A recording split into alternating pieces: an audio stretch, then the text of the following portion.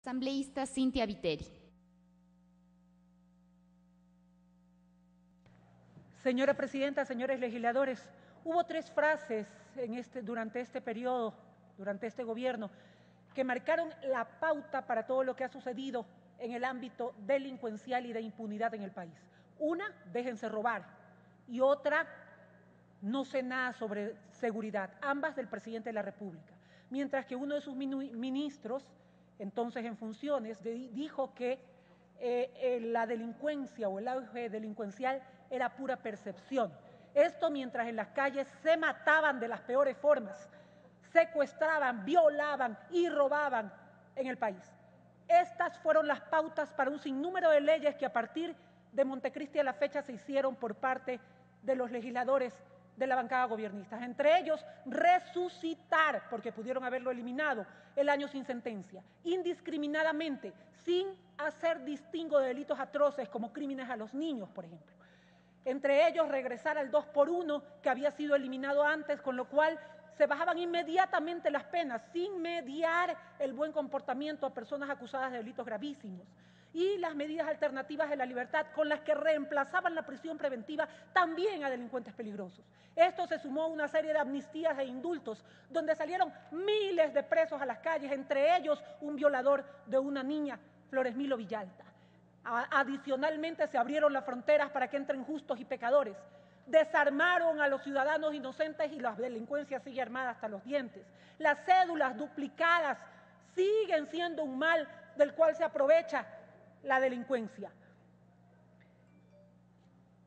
Eso sí, hubo un sinnúmero de operativos para meter en la cárcel a personas acusadas de terrorismo y sabotaje, como he hecho en varias ocasiones en este pleno. Dentro de este panorama, señores, solamente hasta donde dieron datos oficiales, del 2007 al 2011, más de 23,000 personas murieron en manos de la delincuencia.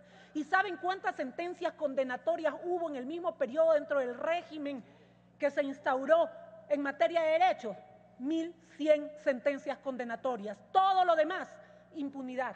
Le ponía atención al asambleísta Vázquez, que decía algo sobre Manabí y el auge delincuencial. Solo en su tierra, en el 2011, hubo 569 muertes violentas. ¿Y sabe cuántas sentencias? Solo 35 sentencias. Hubo un estudio que señaló que en el país solamente el 1% de los casos llegaba a sentencia, el resto impunidad.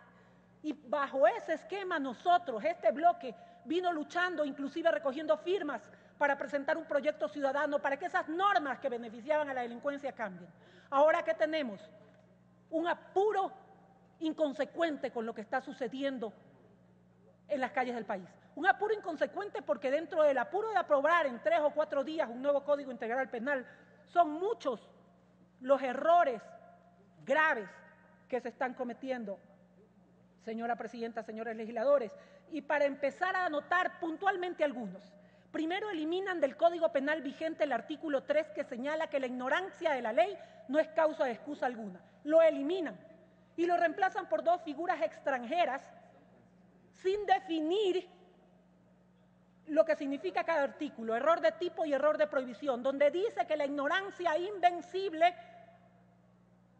da paso a que no exista infracción y a que no exista responsabilidad penal. Esto junto con el artículo que señala, que dice que la ignorancia de la ley no es causa de excusa alguna, y sin definir dentro del código qué es ignorancia invencible, deja la puerta abierta a que este alegato pueda caber en crímenes atroces. Señores, basta con que digan, yo no sabía que lo que estaba haciendo era un delito. Y esto se junta a la definición de dolo. Señores, yo le escuchaba al presidente de la República este sábado, quien lo escucho permanentemente porque es el colegislador y además marca la pauta de lo que va a suceder semana a semana aquí en la Asamblea y las decisiones también, sino lo que sucedió hace un momento.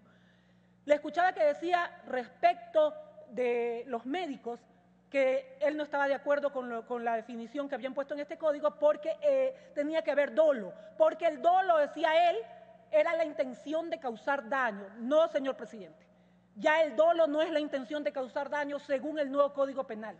El dolo tiene otra definición que también tiene que ver con el conocimiento del delincuente o la persona acusada del delito que está cometiendo. Dice que actúa con dolo la persona que conociendo los elementos objetivos del tipo ejecuta voluntariamente la conducta. Es decir, que hay dolo cuando el delincuente sabe que en tal artículo del Código Penal está tipificada su conducta y aún así la comete. Otra vez el conocimiento, la ignorancia. Por otra parte, señora presidenta, más allá de que el artículo que define la culpa es absolutamente confuso, existen también la definición en el artículo 63, si mal no recuerdo, de las penas no privativas de la libertad o medidas alternativas que podrían ser. Es un pozo de penas, como bien lo definía el legislador Aguilar, un pozo de penas, pero lo preocupante es lo que dice al último este pozo de penas, artículo 63.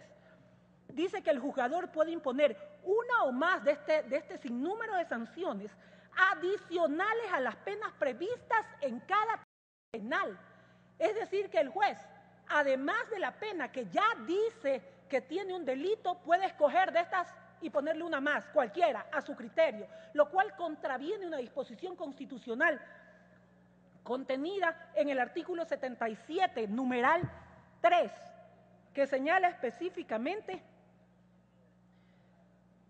que nadie podrá ser juzgado ni sancionado por un acto de omisión que al momento de cometerse no esté tipificado en la ley como infracción penal administrativa de otra naturaleza. Y aquí viene, ni se le aplicará una sanción no prevista en la Constitución y la ley.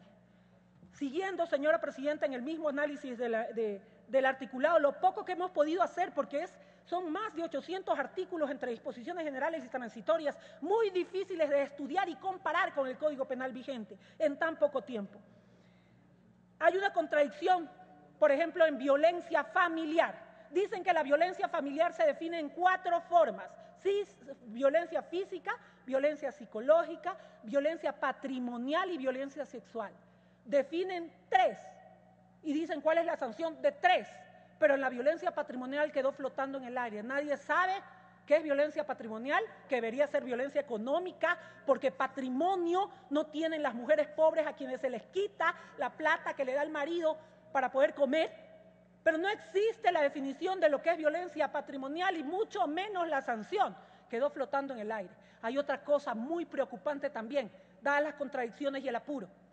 Dentro de las normas generales, eliminan la norma penal vigente que dice que la embriaguez y la drogadicción permanente es agravante, la eliminan.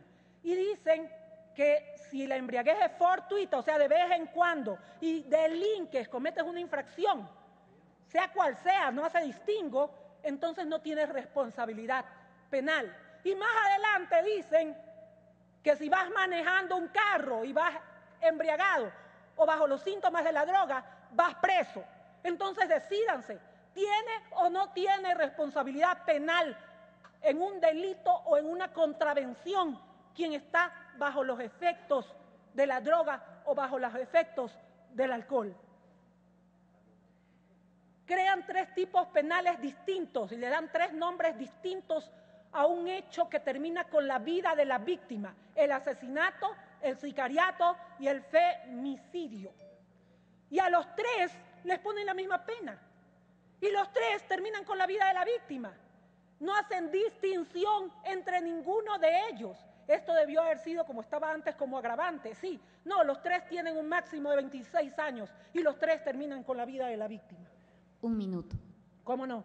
Los menores de edad, señora presidenta, después del hecho escandaloso que se suscitó y que el presidente de la República les dijo que esa norma debería ser cambiada, les dijo a ustedes, esa norma nosotros y nuestro proyecto presentado sí estaba, quedó en el aire. No hay sanción para los menores de edad que cometan crímenes horrorosos, como los jóvenes que salieron y fueron dejando una estela de sangre, asesinando inclusive una joven pareja que manejaba su carro por quitarle el vehículo.